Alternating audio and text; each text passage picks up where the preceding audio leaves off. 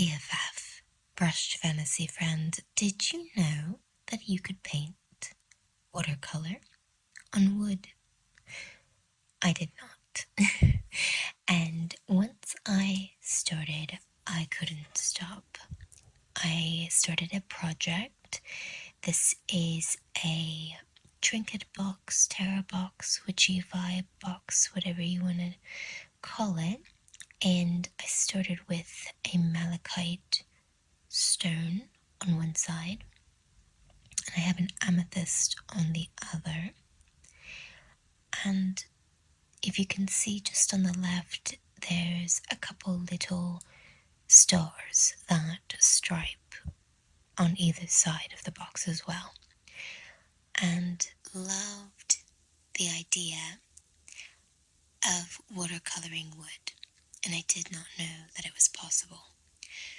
I was trying to think of how I could accent or make my pyrography art colorful. I wasn't sure, other than staining, what kind of coloring or what kind of medium would look good on a wood surface, or what would stick to a wood surface and not come off. And it never occurred to me that watercolor is a stain and it would stick to wood just fine, until I was watching a pyrography video. It was a tutorial, and after the gentleman got done wood burning a butterfly, he was like, okay, I'm gonna get out my watercolor paints now and watercolor the inside of the outlined butterfly. And my brain exploded, and then this happened. I did notice that because the wood is slightly yellowish, that everything that I wanted to be, crisper colors was going to be tinted, and that is why I have a white kind of wash in the stripage, if you can see that. And that way it is a more brilliant kind of green, and will pop more when we get to that section. Ages later. Literally waiting for paint to dry. Now that I've painted the side of the melanchite, I want to tape around the melanchite stone, because I'm going to shellac the top of it, or it's like a matte spray finish, but I do not want it to affect the wood surrounding it, because I'm going to stain that. I want to stain the entire box surface, so taping this off is going to make it so much easier to spray just the stone and then later finish it.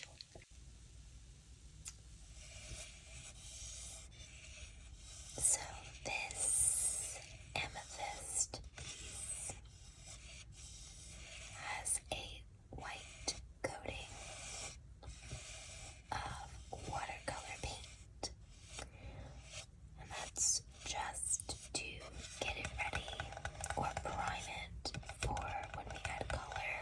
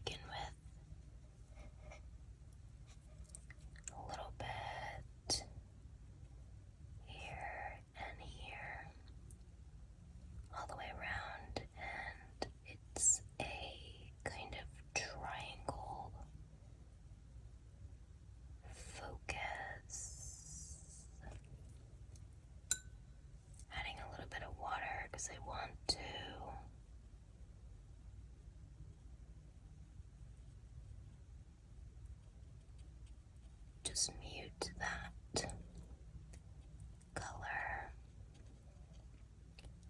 a little bit and pull it down.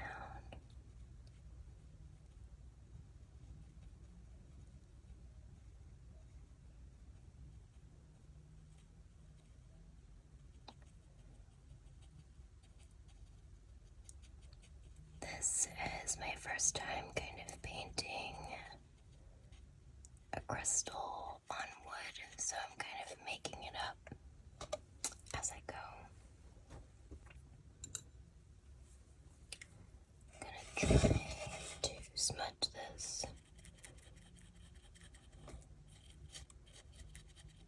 So there's no harsh line.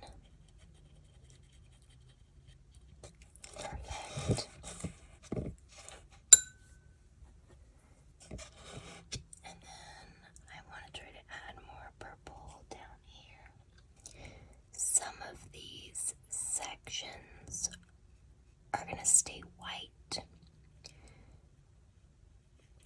because of lighting.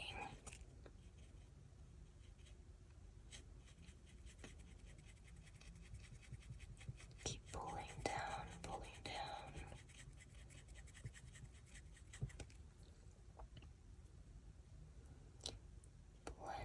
it in.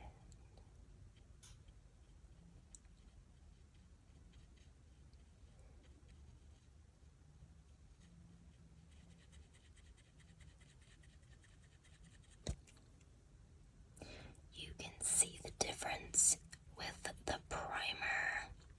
So this has the white primer and this part does not.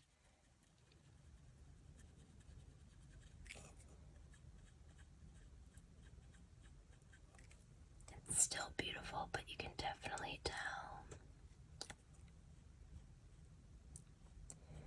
it moves in the grain differently, in the wood grain.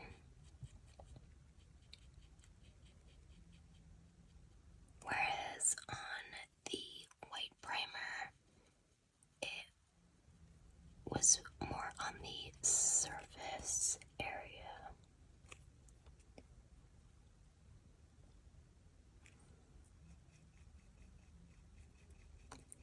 See, it's just on the surface.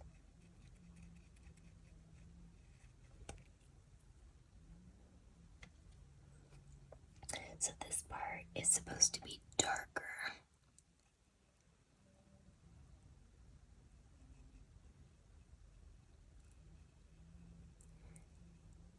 Just keep that there.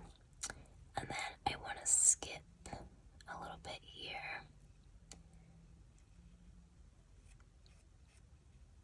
for some lighting.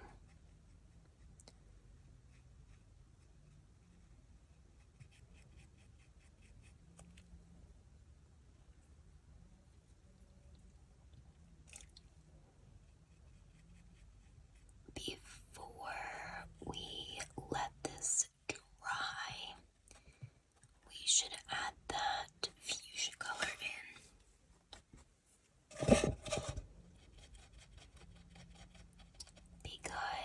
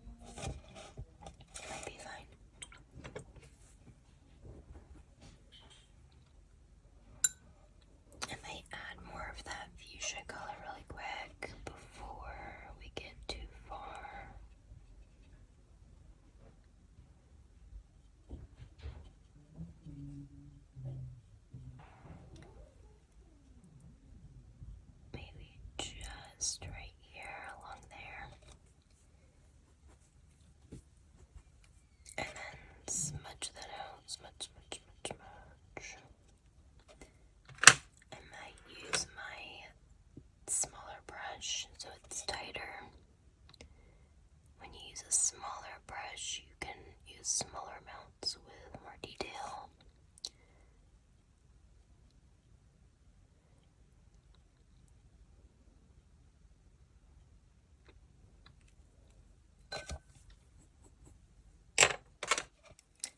Just add a little bit of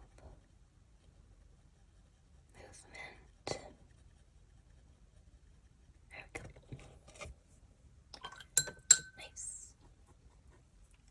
So we're gonna add a little bit of gray purple to some of these corners, I think. So there's like a cloud, probably like right here, and a cloud here, and probably right here.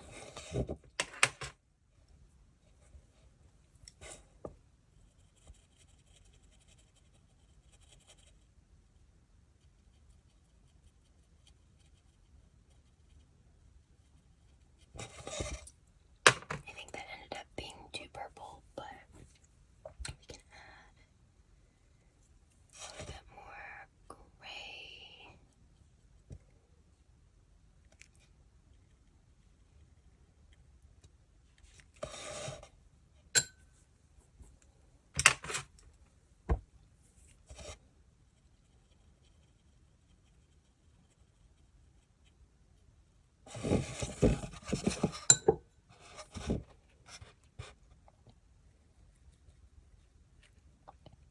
So far, I'm treating it a lot like watercolor paper, and it does work, but it also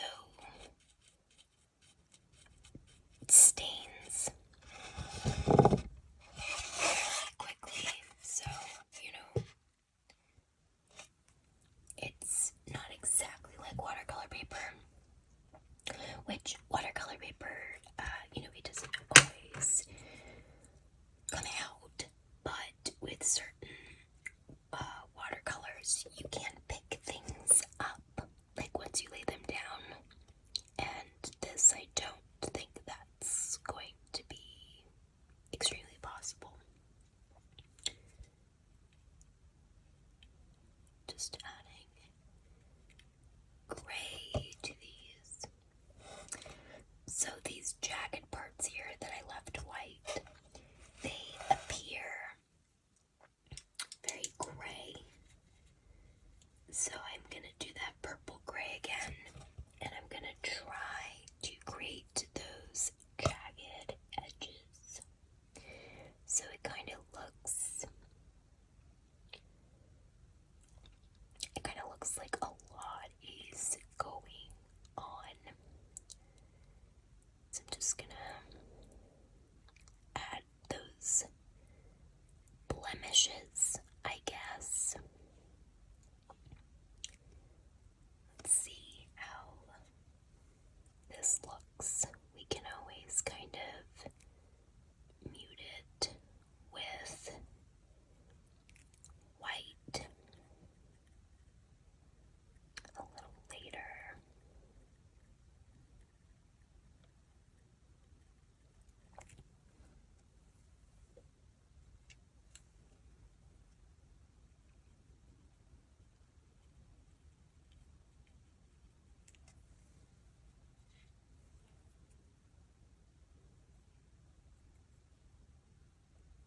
So if you notice that it's bleeding through the wood grain,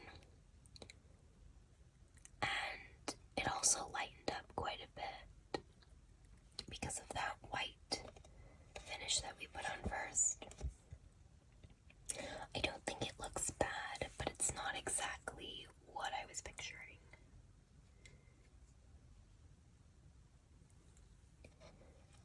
It's not exactly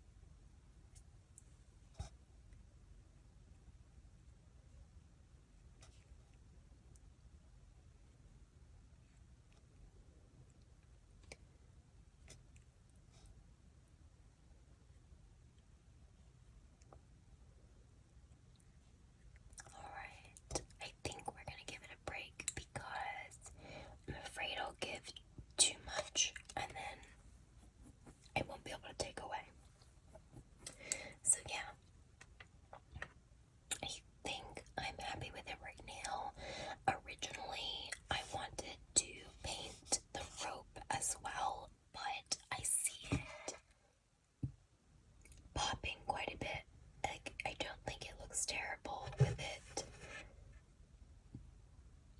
being the way it is.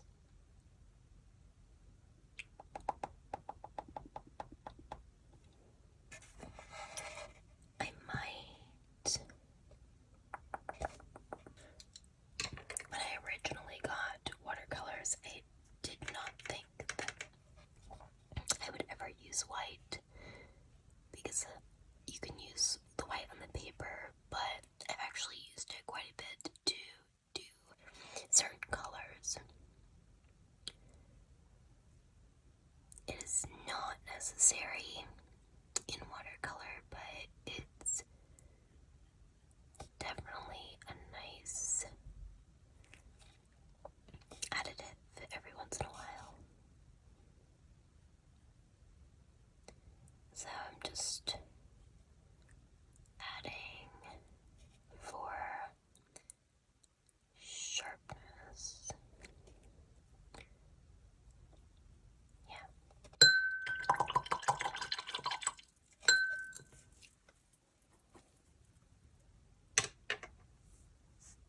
Alright. So that was Daniel Smith paints and Etcher-Lab paints on a wood surface. I used a Escada size 4 for the larger parts of the stone and a 0 for detail brush for the finer parts where I wanted tighter places. So I'm going to tape off, once this is dry, I will tape off all of the tighter edges. I have a matte finish shellac paint that I will put over top of it, and it will look something like this guy over here. And after that is done, I will stain the entire box. What do you think, guys? Should I paint the top? Should it stay blank and I just stain it? Or should I paint that as well? What do you think?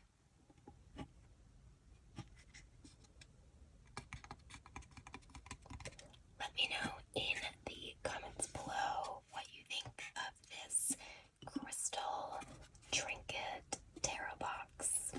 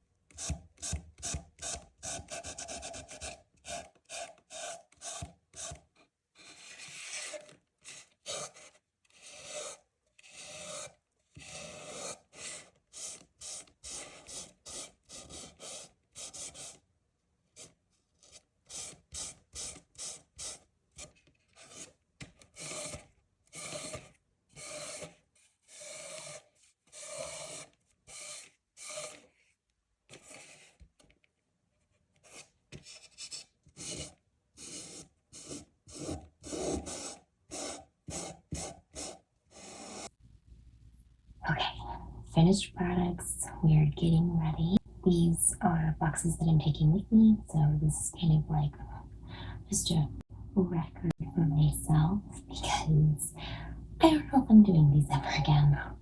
They took some time. But we have this one.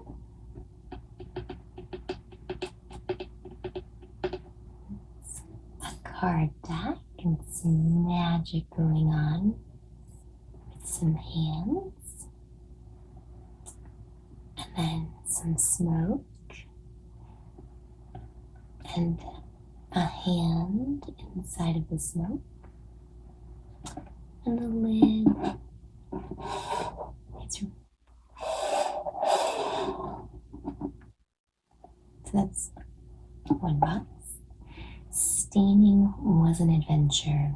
I had no idea that it was so much work. No clue.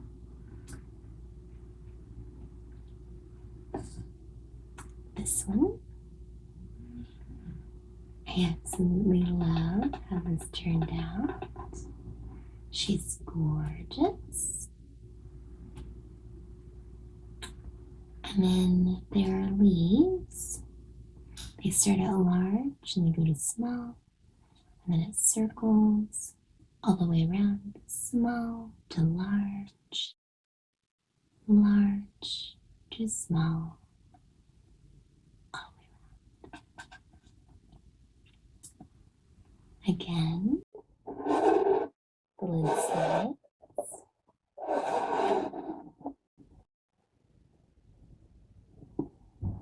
Is that?